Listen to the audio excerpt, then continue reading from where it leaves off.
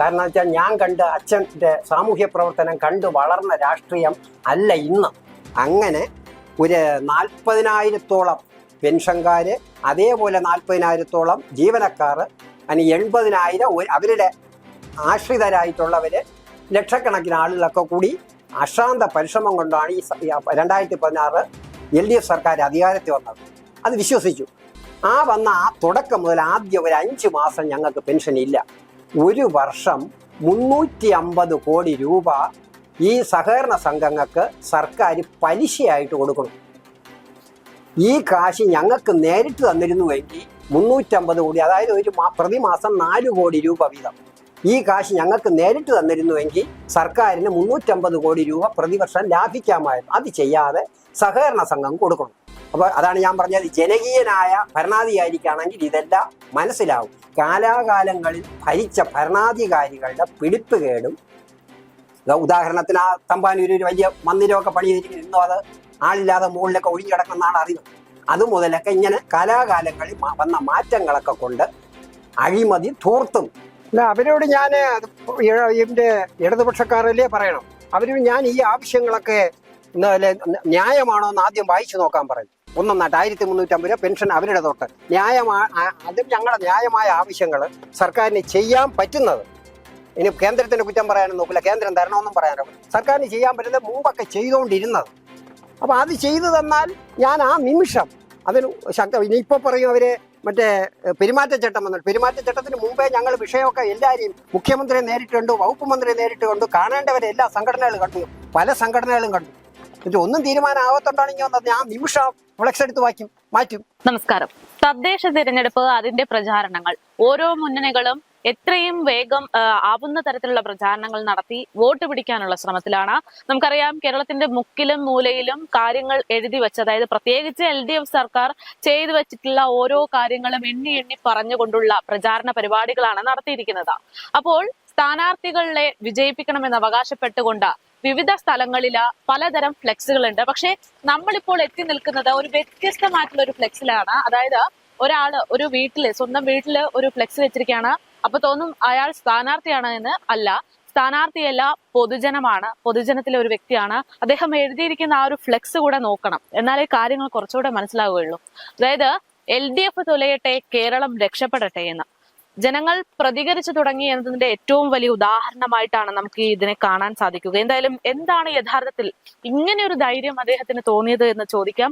നെയ്യാറ്റിൻകര കുളത്തൂർ പഞ്ചായത്തിലെ 7-ാം വാർഡിൽ സ്ഥിതി ചെയ്യുന്ന ഒരു വീട്ടിലാണ് നമ്മൾ ഈ കാണുന്നത് പോലെ ഒരു ഫ്ലെക്സ്. വി രാജേന്ദ്രൻ നായർ അങ്ങനെ ഒരു വ്യക്തിയാണ്, അല്ലെങ്കിൽ പൊതുജനത്തിൽ ഒരാളാണ് ഇത്തരത്തിലൊരു ഫ്ലെക്സ് വെച്ചത്. നമ്മളിപ്പോൾ നിൽക്കുന്നത് അദ്ദേഹത്തിന്റെ വീട്ടില് മുൻവശത്താണ്. കൂടുതൽ വിവരങ്ങൾ അദ്ദേഹത്തോട് തന്നെ ചോദിക്കാം. ചേട്ടാ, ഇലക്ഷൻ പ്രചാരണങ്ങൾ വളരെ ശക്തമായിട്ട് നടന്നുകൊണ്ടിരിക്കുന്ന സമയത്ത് നമ്മൾ പല ഫ്ലെക്സുകളും കാണുകയാണ്. പക്ഷെ അതിനിടയിൽ വ്യത്യസ്തമായിട്ടൊരു ഫ്ലെക്സ്, എന്താ ഇതിന്റെ ഒരു പിന്നിലുള്ള രഹസ്യം, അല്ലെങ്കിൽ എങ്ങനെ തോന്നി ഇത്തരത്തിലൊരു വലിയൊരു പൊതുവിഷയം, എന്നെ കൂടെ ബാധിക്കുന്ന ഒരു വിഷയം, അതിന് ഒരു പ്രതിഷേധം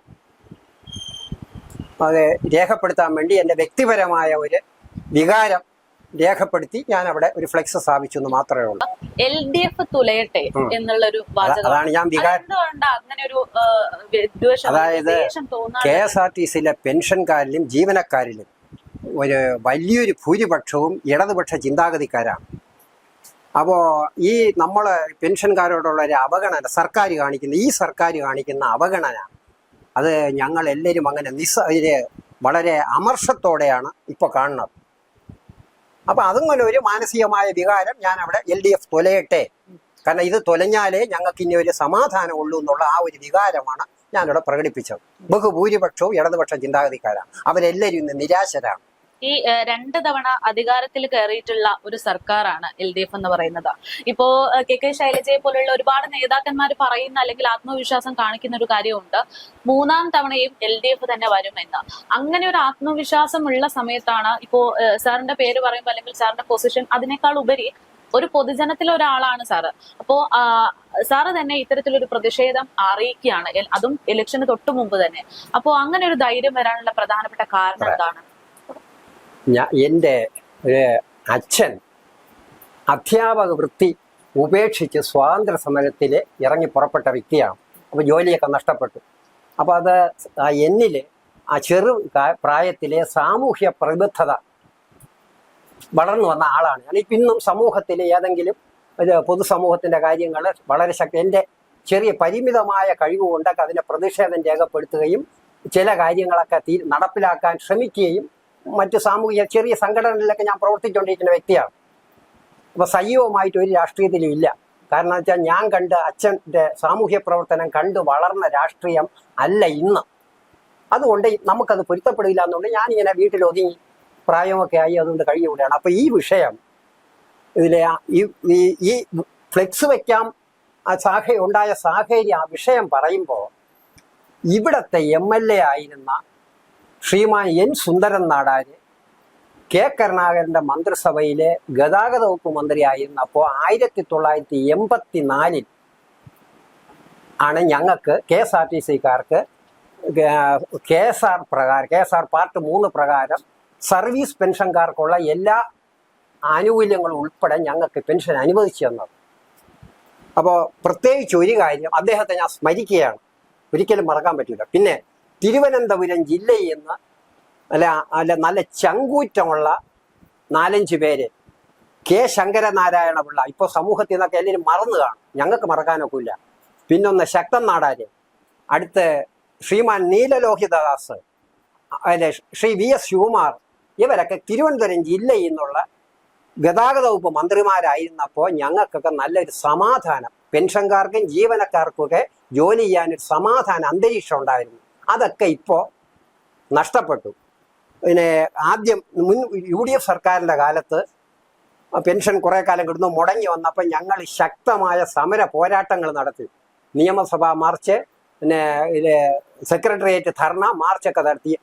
ഇതിനൊക്കെ ഞങ്ങളുടെ ഈ പ്രതിഷേധങ്ങളെല്ലാം അന്ന് ഉദ്ഘാടനം ചെയ്തത് യശസ്വരനായ അഭിവന്യനായ സഖാവ് VS അച്യുതാനന്ദനാണ്.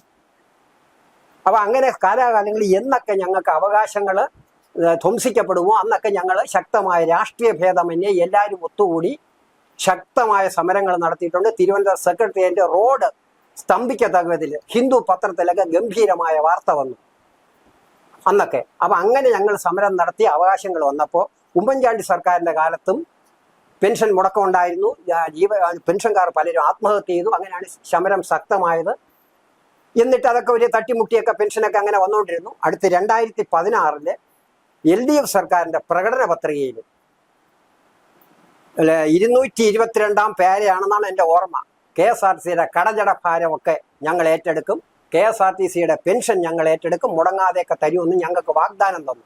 അങ്ങനെ ഒരു 40,000-ഓളം പെൻഷൻകാർ, അതേപോലെ 40,000-ഓളം ജീവനക്കാർ, അതിന് 80,000 അവരുടെ ആശ്രിതരായിട്ടുള്ളവർ, ലക്ഷക്കണക്കിന് ആളുകളൊക്കെ കൂടി അശാന്ത പരിശ്രമം കൊണ്ടാണ് ഈ 2016 LDF സർക്കാർ അധികാരത്തിൽ വന്നത്. അത് വിശ്വസിച്ചു. വന്ന തുടക്കം മുതൽ ആദ്യം ഒരു 5 മാസം ഞങ്ങൾക്ക് പെൻഷൻ ഇല്ല. അങ്ങനെ അപ്പോഴും ആത്മഹത്യകളുണ്ടായി, വേറെ മാർഗമില്ലാത്തവർ ആത്മഹത്യകളുണ്ടായി. വീണ്ടും ഞങ്ങൾ ഒന്നിച്ചുകൂടി ശക്തമായ സമരങ്ങൾ നടത്തി. അങ്ങനെ 2018 സഹകരണ കൺസോർഷ്യം ഉണ്ടാക്കി സഹകരണ സംഘം മുഖേന ഞങ്ങളുടെ പെൻഷൻ തരാനുള്ള തീരുമാനമായി. അതേ സാധാരണ പെൻഷൻകാർക്ക് പെൻഷൻ കിട്ടിയാൽ മതി. അന്നേ ഞങ്ങളെപ്പോലെയുള്ളവർ മനസ്സിലാക്കി ഇത് തന്നെ സർക്കാരിന് വളരെ ബാധ്യതയാണ്. കാരണം ഒരു വർഷം 350 കോടി രൂപ ഈ സഹകരണ സംഘങ്ങൾക്ക് സർക്കാർ പലിശയായിട്ട് കൊടുക്കണം. ഈ കാശ് ഞങ്ങൾക്ക് നേരിട്ട് തന്നിരുന്നുവെങ്കിൽ 350 കോടി, അതായത് പ്രതിമാസം 4 കോടി രൂപ വീതം ഈ കാശ് ഞങ്ങൾക്ക് നേരിട്ട് തന്നിരുന്നുവെങ്കിൽ സർക്കാരിന് 350 കോടി രൂപ പ്രതിവർഷം ലാഭിക്കാമായിരുന്നു. അത് ചെയ്യാതെ സഹകരണ സംഘം കൊടുക്കണം. ഈ സഹകരണ സംഘങ്ങൾ പിന്നെ ഭഗവാൻ കനിഞ്ഞാലും പിന്നെ പൂജാരി കൂടി കനിയണമെന്ന് പറഞ്ഞ പോലെ ധനവകുപ്പിൽ നിന്ന് പണം അനുവദിച്ചു വന്നാലും സഹകരണ സംഘങ്ങളൊന്നും ഇപ്പോൾ കൃത്യസമയത്തൊക്കെ കിട്ടാതായി. അങ്ങനെ KSRTC-യിലെ പെൻഷൻകാരുടെ ഏറ്റവും വലിയൊരു സംഘടനയുണ്ട്, KSRTC പെൻഷനേഴ്സ് ഓർഗനൈസേഷൻ. അവർ നിരന്തരം ആദ്യകാലങ്ങളിലും UDF സർക്കാരിൻ്റെ കാലത്തൊക്കെ ശക്തമായ സമര പോരാട്ടങ്ങളുണ്ട്. അപ്പോഴൊക്കെയാണ് VS ഒക്കെ ഉദ്ഘാടനം ചെയ്തതല്ല.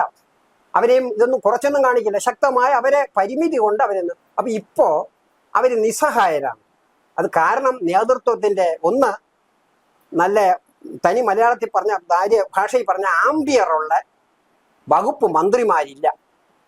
സുന്ദരൻ നാടാരെയും ശക്തൻ നാടാരെയും നീലലോഹിതദാസിനെയും അവരൊക്കെ ജനകീയരാണ്. ജനങ്ങളുടെ വിഷമങ്ങൾ നേരിട്ട് അറിയാവുന്ന ആളുകളാണ്. വ്യക്തിത്വം കാത്തു അങ്ങനെയുള്ള ഒരു സംവിധാനം ഇപ്പോൾ ഇല്ല.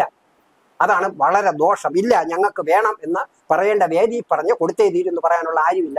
അപ്പോൾ ആ പെൻഷൻ സംഘടനയും നിസ്സഹായരാണ്.